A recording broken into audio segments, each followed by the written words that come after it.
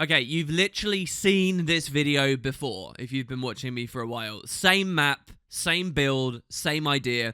But I'm going to do it again because I think it's a really important lesson that's well worth restating. I want to demonstrate to you guys just how important this kind of thing is, and so that maybe slowly over time we can make the Guild Wars 2 PvP community a little bit smarter at the lower ends. All right, so what you see and learn here, share with people, and don't be ashamed to share with people. This is such a heightened, exaggerated, ludicrous version of it that I kind of got to show it. So, as you all know, I've been playing unranked last night.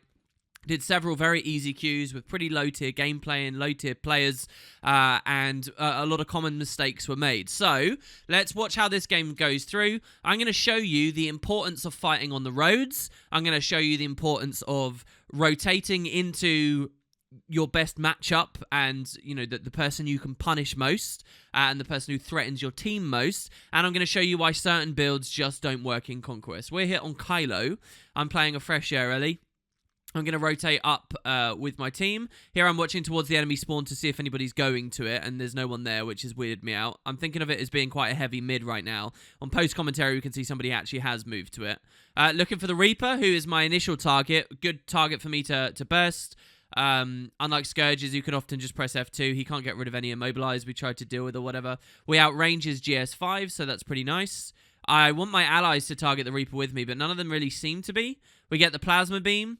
I take a Fiery Greatsword to cleave the body, and right now I'm noticing something that's a problem. It's a Deadeye on the side of CT, casting his skills, and he's only just appeared, so it's fine that no one on my team has got on that yet. And right now what I'm thinking is underneath my Fiery Greatsword I can double Air Attune and Swelling Winds over this, and we should be okay, particularly with the recent change to Death Judgment. We cleave that first body out. I just want to get a bit more damage. I drop and I Swelling Winds, so I'm actually saving this guy's life right now. I notice I have Lightning Flash, and what I really want to do is push onto him now. So I swing the camera, this is my cursor, and I try to Lightning Flash up towards him. But as I do so, I fall... okay, I guess I go for an Arcane Wave first, but the idea was to Lightning Flash up. But as I do so, I actually fall into this little crevice here, which now when I'm trying to Lightning Flash, I don't have the target, I don't have the angle, and so I'm really concerned. So I'm trying to jump and like get up, it's just not working. I jump and gale him, and I'm trying to get to... and all of a sudden I'm dead, and I'm like, well, hold on, how am I dead? What's just happened here? I wasn't looking at my health bar, I was only looking at the Deadeye for that period of time. I look on the right, and I see... Meteor shower, meteor shower, meteor shower, meteor shower. 4 kills. This isn't like a down state and then a defeat. This is an Elementalist getting the dream. The ultimate Staff Ellie dream, okay? He has just quadra killed us in mid with a single spell, okay? He has destroyed us. So, you know, there's terrible gameplay all around. My clunkiness of not getting up towards the Deadeye.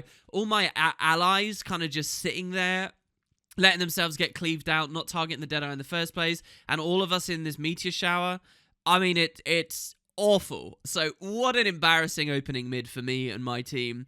We get punished super hard. So this is the power of meteor shower, right? And if that Ellie has a support, a really good support, and if the Ellie plays perfectly, he can maybe get away with doing this in a lot of mid-tier games. You notice he's running Arcane Wave there as well, so he's trying to immobilize us in the Meteor Showers. He's clearly a Zerk Amulet because he's done almost 7,000 damage to me with the 2 casts of Arcane Wave. So right here at this point, I'm thinking, wow, that's pretty bad. You know, the enemy team could snowball against us now. We've lost the opening engagement. That always doesn't feel good. But what I'm essentially thinking now is, right, I'll just rotate into that Elementalist. And the reason I want to do that is because if he's on a Zerk Amulet and he's doing so much damage, and he's on a Staff, he doesn't necessarily have much to save himself from me. I can punish that very well. So, as I'm on my way to, you know, re-engage, I go for the Deadeye. The Deadeye just lets me CC him and kill him straight away, so clearly this guy's also very new. The Deadeye build isn't necessarily a bad, terrible thing to run on the level of the Staff Ellie. But so we've seen the benefit that those builds have offered the enemy team, right, so far. The Deadeye kind of gets cleaved down very quickly. That's kind of a different story, which this video isn't really trying to highlight. Here I'm trying to go back to the Elementalist again, who you saw was over on the side point. But as I move in, I see a low Scrapper, and I don't trust my allies to stay on the node. They actually do. In fact, they're too heavy on the node. Here we just grind him through his heal skill, IED, which basically full heals him. There's a really good CC from my Rev there as well, which not only allows me to get an easy plasma beam kill, but also there was a smoke field down, which meant I stealthed them as they stomp. So coming up here, we've got to help deal with this.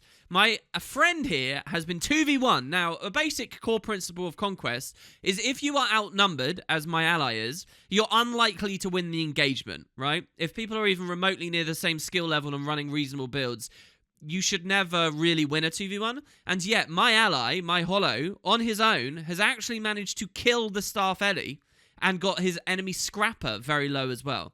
So that Staff Ellie has been very low value on that engagement.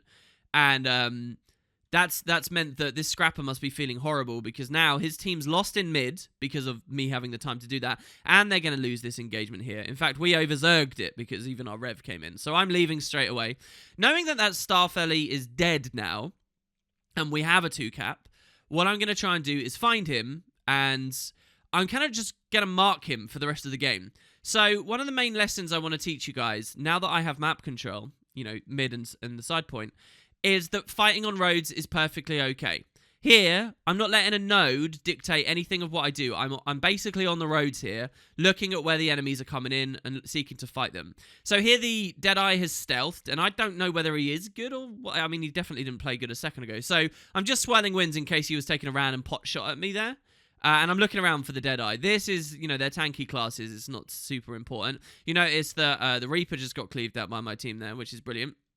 I can't really see the Deadeye, so instead I turn over to the Ellie, just throw some haze on him and see what he's got. He does have Arcane Shield. In fact, I think he gets a 6-block Arcane Shield there, because I think he uses the active and he uses the passive, or the passive triggers, and we just kind of blow him up anyway. So since he's got the Dream, it's not been doing too well, is it? I come and make this jump, and where am I going? Why am I not at close? Why am I not at mid? Why am I not, fighting for these things? This is the point where you're going to start in all caps screaming, why are you fighting on roads? Why are you fighting on roads? And here's why. Because there's a vulnerable Reaper on respawn, we saw die a second ago, that we can immobilize, and from up here, there's no way he can counter pressure me here. So I could jump down and, risk the fight on that Reaper. Maybe he has a lot of Death Shroud or something.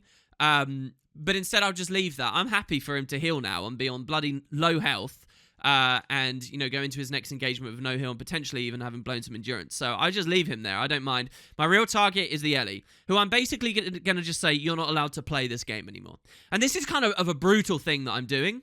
And a really, rude thing. I don't know. It can be extremely frustrating and upsetting to be in this Elementalist position now.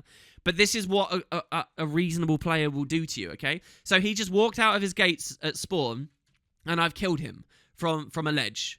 The Reaper's too far away for me to get the 2v1. So I'll just cleave this out and go for the full kill. And now what I'll try and do is find some value somewhere else on the map in the meantime. And with that Ellie eliminated, I can just sort of keep pressuring these guys as they trickle through. So here, we just hit the Scrapper. He's blocking a bit.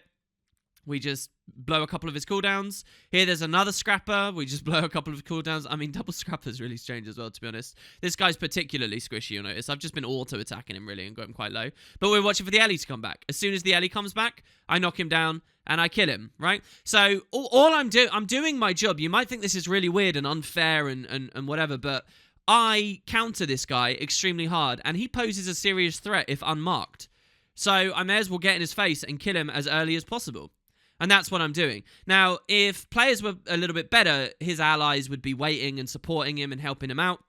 But you kind of just can't queue in on a Staff Ellie without some kind of support elsewhere on the team and people who are really thinking about one another. You've just watched 4 players stagger their way through on respawn. None of them waited for each other. They're all too panicked about getting to the nodes too quickly. Here you'll see my team finish the Reaper off, so I can fight him now, and we kill the Reaper. And we're just going to stand here, fighting on the roads. And I'll tell you now, guys, the reason why we have a decap here and we have such an easy, comfortable 2-cap that is just snowballing further and further out of control is because they can't even get out of spawn. Because I'm just standing here. I'm leaving that body, not even stomping it or cleaving it. I'm going for the Rot Valley because I know that the Elementalist is coming back. So now I'm going to Gale. I'm just, that in terms of the skills I'm using, all right, do not take from this video, oh, Fresh Air is really powerful, right? It's not. It's just that I'm standing in the right place, and I'm making sure I have the upper hand in these environments. So this guy's self-rezzing, so we come. This is another lesson, don't self-res. So now I've just made his respawn even longer. Now we need to do a marathon and run back to the other Ellie. Get all the way over there. I don't know how much he's self-res, so I take the arcane wave for damage around the corner there. So now he's here. And on my own, you see these bodies here? I've basically dealt with 2 of their players on their team. And now our 2-cap's about to become a 3-cap. And now we got to race all the way back to the Reaper. So I think this is kind of a funny game, honestly. I think this guy's actually going to be able to res, yeah. Damn it. He gets the res, but I mean, we can try and cleave him down again as well. And this is all from being aggressive. This is all from being upfront about hitting on the road, knowing that I'm not going to get punished because they're not going to group up together. And, you know, just affording a massive snowball on the map. So, yeah, I think it's a thing worth reiterating. Not every build is designed to do what you're seeing I'm doing here, certainly. He'll notice that one of my allies died, and they're going for a res, so I'm going to fire a greatsword. That's another advantage here, by the way, of leaving bodies down. You can bait people into reses that then gets them killed. And so now the Ellie's dead. The Ellie has been unable to do anything since mid at the start, and as amazing and beautiful as that was, I think, unfortunately, and one of the reasons I kind of wanted to do a new version of this video is because, I mean, obviously we could see this is crazy, but I think he rage quits as well in a second. So there I've got the target on him in his base. I'm letting the Reaper walk past. I kind of don't care about that too much. He can be punished in his own way. But you see the Ellie is actually just standing in the corner in the base now. And I want to make sure that if he comes out, I definitely kill him. He looks like he's completely mentally checked out of it, though. So instead, I'll go for the Reaper, and we get this comfortable 2v1. You'll see now I have a new target. I mean, the Reaper goes down to the hollow pretty comfortably there anyway. So, you know, I'm not trying to say that there's mechanical skill or that, you know, this is basically just farming very, very new players, and all of that's perfectly fine. You can say that this video has no value for that. All I'm trying to do is teach you about positioning and why, for the vast majority of this game, I haven't been anywhere near a node. And why spawn camping can be good, and why waiting for one another to get back in can be good, and why maybe don't play a build that has no stun breaks can be good. Yeah. So that's about it. I think Reaper comes out again. And yeah. A night playing in unranked. All kinds of things to talk about. There you have it. Not a full game of the day, but a little thing to show off. And I don't really think I have anything else to say. Basically, now what's going to happen is in chat, somebody's going to say, oh, it's a 4v5. And I'm going to be like, wait, what? And we're going to look and we're going to see the Ellie DC'd. If that Ellie ever sees this video, there you go. If that Ellie ever sees this video, I hope that they didn't find that too frustrating or irritating. I know how annoying and terribly frustrating that is, honestly, to be on his end. But, you know, it is a part of the game. And the lessons to learn are to pick your build carefully. And pick when you leave base carefully, as in with your allies, and try and communicate with them as well. So there you go, guys. Hope you enjoyed. Thanks for watching. I'll see you next time.